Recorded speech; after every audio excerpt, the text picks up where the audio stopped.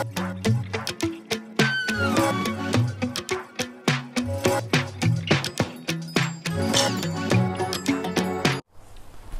sejahtera Malaysia. Denyut nadi suara bergema di channel ini. Ya, tuan-tuan dan puan-puan yang dihormati sekalian. Sekali lagi, Datuk Seri Anwar Ibrahim, Perdana Menteri Malaysia, berjaya membuatkan mulut-mulut busuk pembenci-pembenci kepada Datuk Seri Anwar Ibrahim, Perdana Menteri Malaysia yang hebat ini, terkunci, terbisu dan baguslah bertobatlah, janganlah buat fitnah lagi.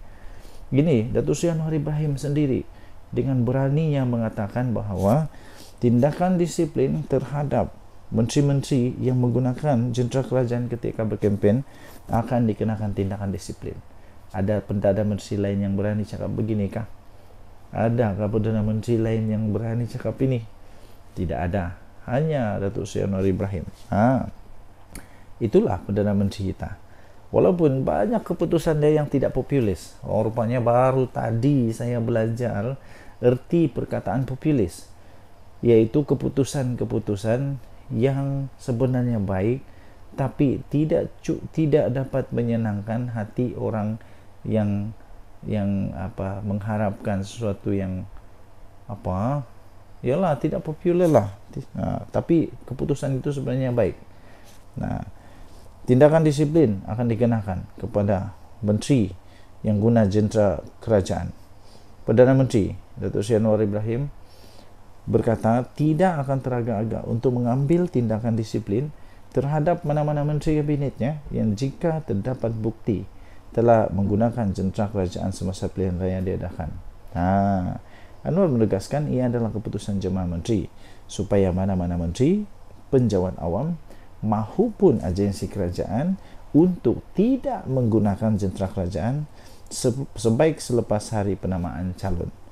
Ini kerana ada kaitan dengan prinsip yang kita bawa, iaitu membentas rasuah, kata beliau.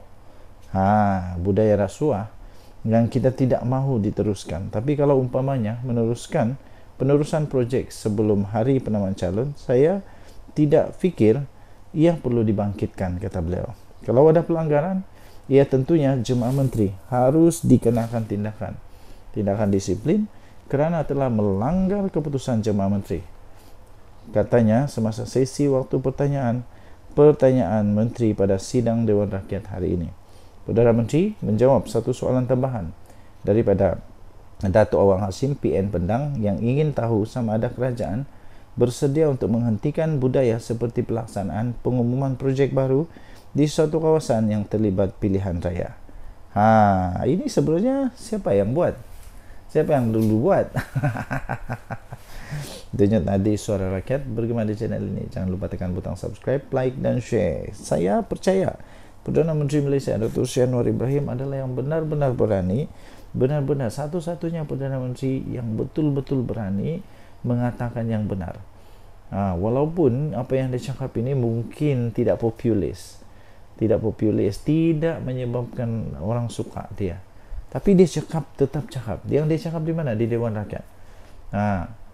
Jangan pula lidah bercabang, lain di depan, lain dibuat, lain di belakang. Jangan pula tidak konsisten. Kau boleh buat, orang lain tak boleh buat. Kalau orang lain buat haram, kau buat sedekah. Kalau orang lain buat masuk neraka, kau buat sebab itu macam-macam lah alasan. Datuk Seri Anwar Ibrahim, Perdana Menteri terbaik Malaysia. Denyut nadi suara rakyat bergema di channel ini. Bye-bye. Salam sejahtera Malaysia. Denyut nadi suara rakyat bergema di channel ini. Ramai yang bertanya-tanya kepada saya, apa seterusnya yang telah terjadi kepada kes-kes yang melibatkan orang-orang besar di dalam Bersatu yang berkaitan dengan banyak dana ketika Perikatan Nasional Memerintah Negara Malaysia. Dan akhirnya hari ini Adam Radlan memfailkan representasi tuduhan rasuah dan ubah wang haram. Peguam Rajan Navarantam memaklumkan hakim bagi Mahkamah Session representasi itu diserahkan kepada pejabat peguam negara pada 4 Julai yang lepas. Timbalan Ketua Bahagian Bersatu, timbalan Ketua Bahagian Bersatu untuk Segambut, iaitu Adam Radlan Adam Muhammad, telah mengemukakan satu representasi kepada Jabatan Peguam Negara berhubung dengan 12 pertuduhan rasuah dan pengubahan wang haram yang berkaitan dengan projek Jana Wibawa yang dihadapinya. Peguam iaitu Rajan Navaratnam yang mewakili Adam Radlan 43 tahun memaklumkan kepada Hakim Mahkamah Seksyen iaitu Suzana Hussein bahawa representasi itu diserahkan kepada pejabat Peguam Negara pada 4 Julai yang lepas. Tuan-tuan dan puan-puan yang dihormati sekalian, memang agak mengejutkan bila Ketua Bahagian Bersatu Segambut ini nampaknya telah pun dikenakan hukuman, dikenakan pertuduhan berhubung dengan 12 pertuduhan rasuah dan pengubahan wang haram berkaitan dengan projek Jana Wibawa. Ini pada ketika siapa memerintah, ketika Muhyiddin Yassin jadi pemerintah.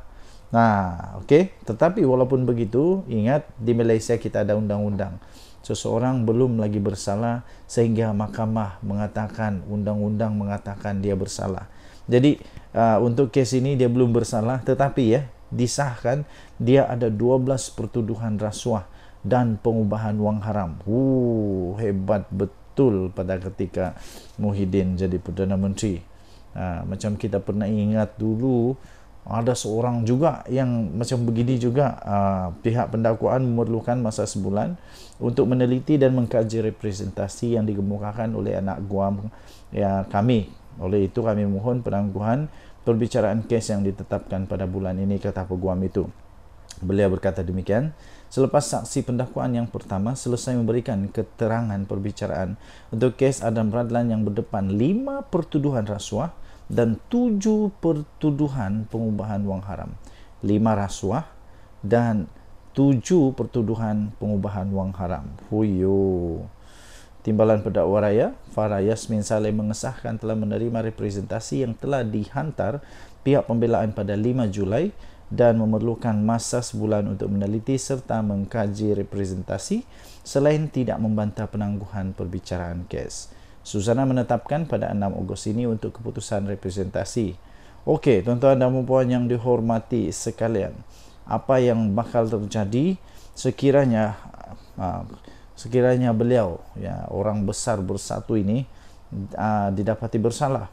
Pertama, dia boleh dikenakan dihukum di bawah Seksyen 24/1 Akta yang sama, iaitu Seksyen semua pertuduhan itu mengikut Seksyen 16/A Akta Suruhanjaya Pencegahan Rasuah Malaysia SPRM 2009. Jadi boleh dipenjara maksimum 20 tahun dan denda tidak kurang 5 kali ganda nilai sopan atau RM10,000 Malaysia, mana-mana yang lebih tinggi. Kita tunggu siang keputusannya nanti. Denyut Nadi Suara Rakyat bergema di channel ini. Jangan lupa tekan butang subscribe, like dan share. Malaysia kita punya. Cinta Malaysia ku, kita jaga kita. Bye-bye. Salam sejahtera Malaysia. Denyut Nadi Suara Rakyat bergema di channel ini. Kekalahan di Sungai Bakap menyebabkan banyak orang berpendapat. Salah satunya ada satu artikel yang saya baca, sokongan kepada kerajaan akan boleh akan berlaku terus merundum kerana keputusan-keputusan yang diambil oleh kerajaan yang tak populis. Yang tak populis ini maksudnya ialah seperti menaikkan mewujudkan dasar minyak bersubsidi untuk diesel yang baru diumumkan.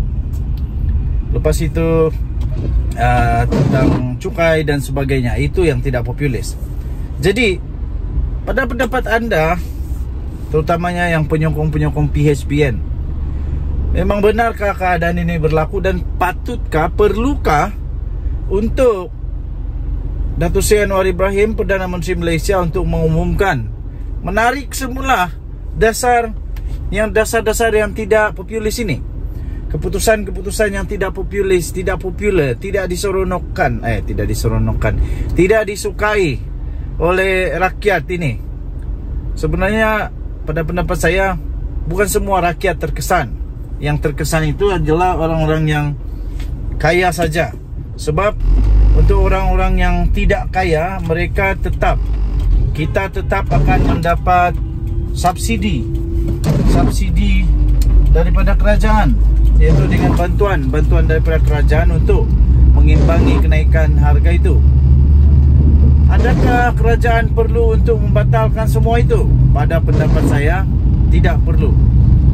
Tidak perlu, kerana akhirnya satu hari nanti, 10-15 tahun akan datang, semua orang akan mendapati bahawa keputusan Datuk Seri Anwar Ibrahim ini adalah keputusan yang menyelamatkan negara Malaysia, yang dapat menyelamatkan negara Malaysia, dan bukan hanya untuk menjaga pungkok, menjaga buntut supaya terus dapat duduk di kerusi empuk Perdana Menteri, kerusi empuk MP dan sebagainya. Ada peribahasa bilang, biarku menjadi lilin yang dibakar memberikan cahaya. Jadi itulah keputusan-keputusan yang tidak populis ini, walaupun sekarang kelihatan seperti tidak bagus, tapi percayalah, 15 tahun dari sekarang rakyat akan mulai mengingat bahawa ini antara keputusan yang berani yang menyelamatkan negara Malaysia. Jadi antara lain juga ialah keputusan tidak populis daripada PH lah secara keseluruhan, yang mengambil keputusan bekerjasama dengan Zahid Hamidi dan terutamanya Zahid Hamidi, yang mana diketahui memang ada kes mahkamah.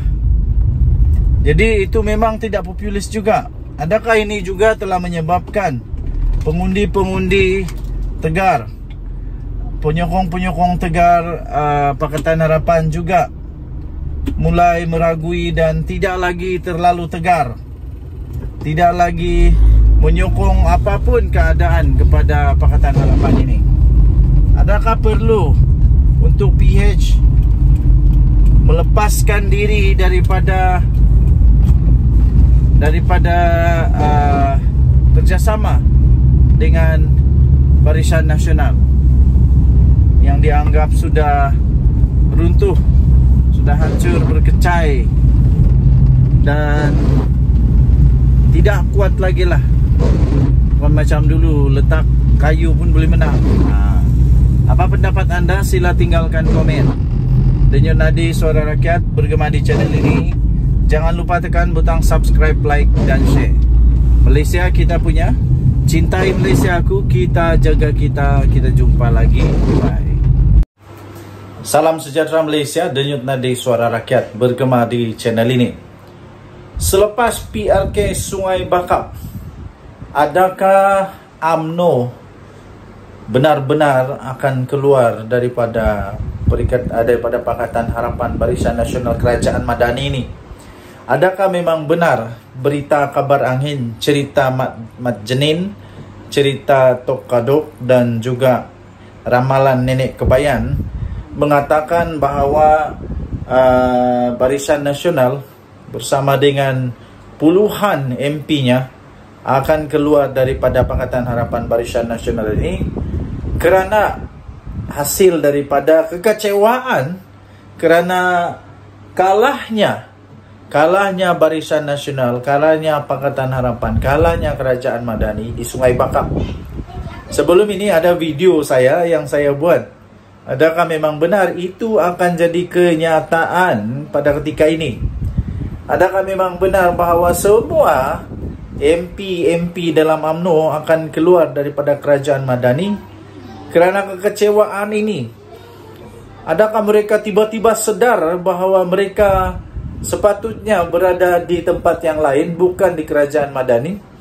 Kerana mereka tidak membawa sebarang impak, mereka tidak membawa sebarang kelebihan, mereka tidak pun membawa sebarang kebaikan yang boleh membawa kemenangan kepada Kerajaan Madani Pakatan Harapan ini. Adakah Zahid Hamidi benar-benar akan bersama dengan Tok Guru pula, Tok Matasan untuk membawa UMNO keluar daripada kerajaan Madani. Benarkah ini bakal berlaku? Okey, baik. Jawapan saya ialah tidak mungkin berlaku buat masa ini. Kerana kekalahan ini bukan disebabkan juga oleh UMNO. Tidak ada disebabkan oleh UMNO, walaupun kemungkinan besar pengundi-pengundi tradisi UMNO, pengundi-pengundi tradisi UMNO yang dulu tidak mengundi Pakatan Harapan, tetapi sama ada mereka tidak keluar mengundi ataupun mengundi Perikatan Nasional seperti yang berlaku pada PRU yang lalu. Seterusnya ialah kekalahan ini haruslah dikongsi bersama. Maksudnya tidaklah boleh dikatakan ini adalah punca utama adalah kerana ada UMNO di dalam kerajaan. Ada UMNO dalam kerajaan. Jadi tidak bolehlah kita kata kerana itu UMNO perlu mengambil tanggungjawab, mengambil kebertanggungjawaban dengan kekalahan dan letak jawatan keluar daripada kerajaan ini. Tidak. Tetapi kalau memang betul UMNO mau keluar pun tiada masalah juga. Buktinya ialah sama ada UMNO ada atau tiada dalam kerajaan, kalau kalah tetap kalah juga, kalau menang tetap menang juga, ya. Jadi itu tidak membawa terlalu besar dia punya impact kalau UMNO keluar pun daripada kerajaan Madani ini. Okey, apapun kita harap janganlah keluar daripada kerajaan ini. UMNO janganlah keluar daripada kerajaan supaya kestabilan politik di Malaysia dapat dikekalkan sekurang-kurangnya. Selesailah panggal ini. Biarlah kalau mau tumbang pun biar tumbang pada pilihan raya, bukan tumbang pada tebuk-tebuk atap, pada pintu belakang, pada macam-macam pengkhianatan dan sebagainya. Itu tidak seronoklah. Okey, bertahanlah. Ada 3 tahun lagi, paling lama pun 3 tahun lagi untuk kita tukar balik kerajaan ini kalau perlu. Denyut Nadi, Suara Rakyat bergema di channel ini. Jangan lupa tekan butang subscribe, like dan share. Bye-bye. Salam sejahtera Malaysia. Denyut Nadi, Suara Rakyat bergema di channel ini. Ramai yang bertanya-tanya kepada saya, apa seterusnya yang telah terjadi kepada kes-kes yang melibatkan orang-orang besar di dalam Bersatu yang berkaitan dengan banyak dana ketika Perikatan Nasional memerintah negara Malaysia. Dan akhirnya hari ini Adam Radlan memfailkan representasi tuduhan rasuah dan ubah wang haram. Peguam Rajan Navaratnam memaklumkan hakim bagi Mahkamah Session representasi itu diserahkan kepada pejabat peguam negara pada 4 Julai yang lepas. Timbalan Ketua Bahagian Bersatu, Timbalan Ketua Bahagian Bersatu untuk Segambut, iaitu Adam Radlan Adam Muhammad, telah mengemukakan satu representasi kepada Jabatan Peguam Negara berhubung dengan 12 pertuduhan rasuah dan pengubahan wang haram yang berkaitan dengan projek Jana Wibawa yang dihadapinya. Peguam iaitu Rajan Navaratnam yang mewakili Adam Radlan 43 tahun memaklumkan kepada Hakim Mahkamah Session iaitu Suzana Hussein bahawa representasi itu diserahkan kepada pejabat peguam negara pada 4 Julai yang lepas. Tuan-tuan dan puan-puan yang dihormati sekalian, memang agak mengejutkan bila Ketua Bahagian Bersatu Segambut ini nampaknya telah pun dikenakan hukuman, dikenakan pertuduhan berhubung dengan 12 pertuduhan rasuah dan pengubahan wang haram berkaitan dengan projek Jana Wibawa. Ini pada ketika siapa memerintah? Ketika Muhyiddin Yassin jadi pemerintah. Okey. Tetapi walaupun begitu, ingat di Malaysia kita ada undang-undang. Seseorang belum lagi bersalah sehingga mahkamah mengatakan, undang-undang mengatakan dia bersalah. Jadi untuk kes ini dia belum bersalah, tetapi disahkan dia ada 12 pertuduhan rasuah dan pengubahan wang haram. Hebat betul pada ketika Muhyiddin jadi Perdana Menteri. Macam kita pernah ingat dulu Ada seorang juga yang macam begini juga, pihak pendakwaan memerlukan masa sebulan untuk meneliti dan mengkaji representasi yang dikemukakan oleh anak guam kami. Oleh itu kami mohon penangguhan perbicaraan kes yang ditetapkan pada bulan ini, kata peguam itu. Beliau berkata demikian selepas saksi pendakwaan yang pertama selesai memberikan keterangan perbicaraan untuk kes Adam Radlan yang berdepan 5 pertuduhan rasuah dan 7 pertuduhan pengubahan wang haram. 5 rasuah dan 7 pertuduhan pengubahan wang haram. Huyo. Timbalan pendakwa raya Farah Yasmin Saleh mengesahkan telah menerima representasi yang telah dihantar pihak pembelaan pada 5 Julai dan memerlukan masa sebulan untuk meneliti serta mengkaji representasi selain tidak membantah penangguhan perbicaraan kes. Susana menetapkan pada 6 Ogos ini untuk keputusan representasi. Okey, tuan-tuan dan puan yang dihormati sekalian, apa yang bakal terjadi sekiranya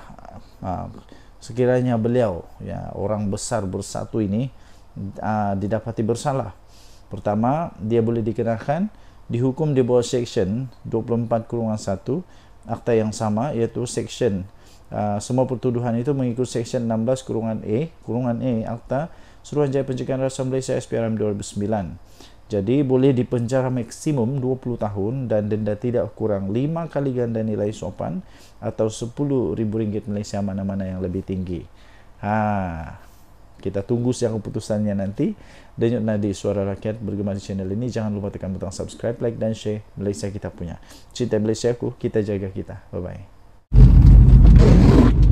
Salam sejahtera Malaysia. Denyut nadi Suara Rakyat bergema di channel ini. Saya ada 2 soalan yang tuan-tuan dan puan-puan boleh WhatsApp pula, boleh balas di ruangan komen. Soalan yang pertama, kalau pilihan raya umum diadakan pada bulan September, contoh andai kata tiba-tiba bubar parlimen kerana Datuk Seri Anwar Ibrahim, kononnya saja, walaupun tidak mungkin berlaku, tapi konon sajalah, kita anggap konon sajalah.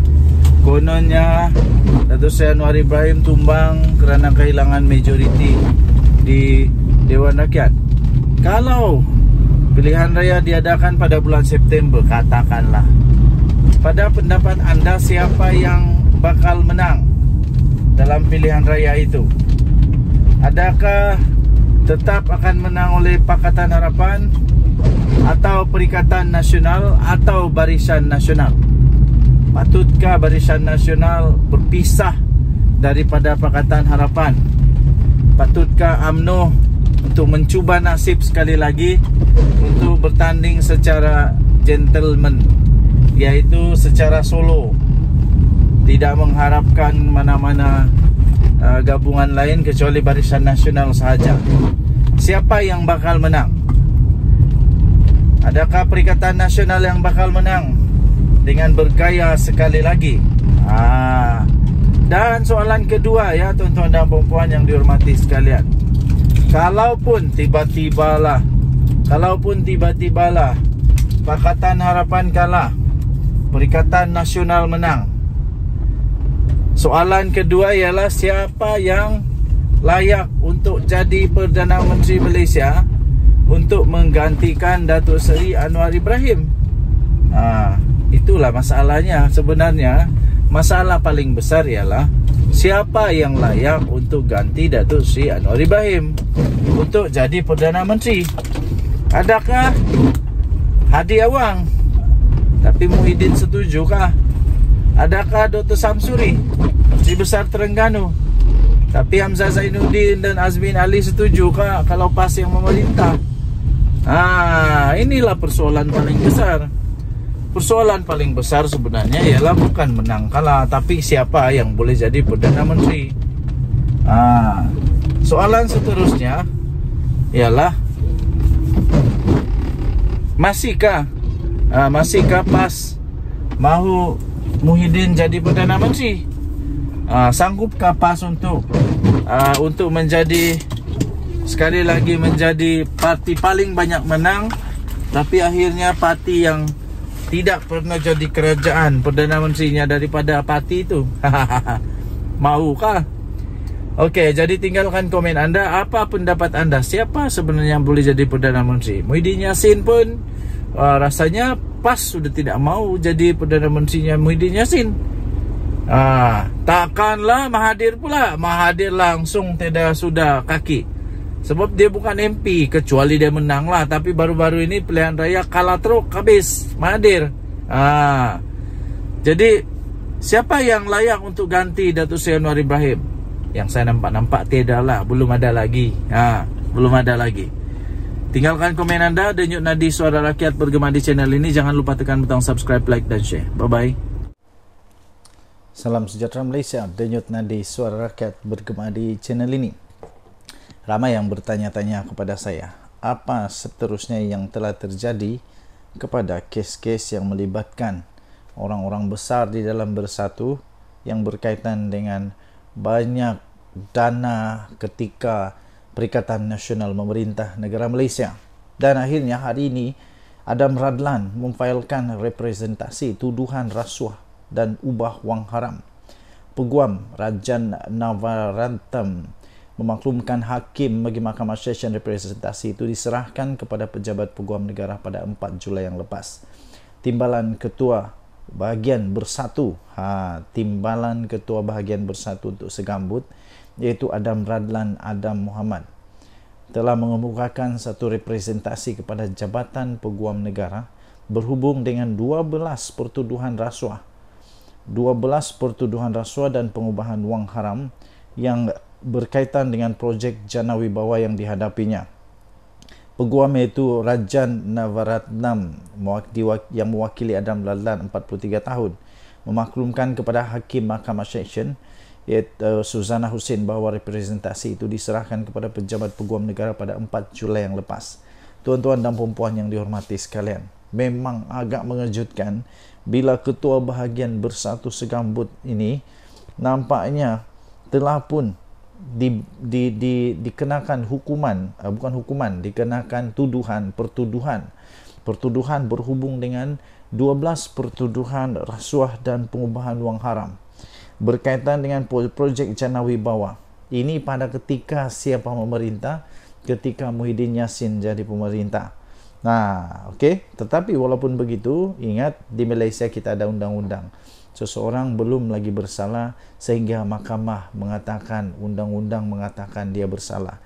Jadi untuk kes ini dia belum bersalah, tetapi disahkan dia ada 12 pertuduhan rasuah dan pengubahan wang haram. Hebat betul pada ketika Muhyiddin jadi Perdana Menteri. Macam kita pernah ingat dulu, ada seorang juga yang macam begini juga. Pihak pendakwaan memerlukan masa sebulan untuk meneliti dan mengkaji representasi yang dikemukakan oleh anak guam kami. Oleh itu kami mohon penangguhan perbicaraan kes yang ditetapkan pada bulan ini, kata peguam itu. Beliau berkata demikian selepas saksi pendakwaan yang pertama selesai memberikan keterangan perbicaraan untuk kes Adam Radlan yang berdepan 5 pertuduhan rasuah dan 7 pertuduhan pengubahan wang haram. 5 rasuah dan 7 pertuduhan pengubahan wang haram. Timbalan Pendakwa Raya Farah Yasmin Saleh mengesahkan telah menerima representasi yang telah dihantar pihak pembelaan pada 5 Julai dan memerlukan masa sebulan untuk meneliti serta mengkaji representasi selain tidak membantah penangguhan perbicaraan kes. Suzana menetapkan pada 6 Ogos ini untuk keputusan representasi. Okey, tuan-tuan dan puan yang dihormati sekalian, apa yang bakal terjadi sekiranya beliau, orang besar Bersatu ini didapati bersalah? Pertama, dia boleh dikenakan dihukum di bawah Seksyen 24/1 Akta yang sama, iaitu Seksyen semua pertuduhan itu mengikut Seksyen 16/A Akta Suruhanjaya Pencegahan Rasuah Malaysia SPRM 2009. Jadi boleh dipenjara maksimum 20 tahun dan denda tidak kurang 5 kali ganda nilai sopan atau RM10,000 Malaysia mana-mana yang lebih tinggi. Kita tunggu siang keputusannya nanti. Denyut nadi suara rakyat bergema di channel ini. Jangan lupa tekan butang subscribe, like dan share. Malaysia kita punya. Cinta Malaysia aku, kita jaga kita. Bye bye.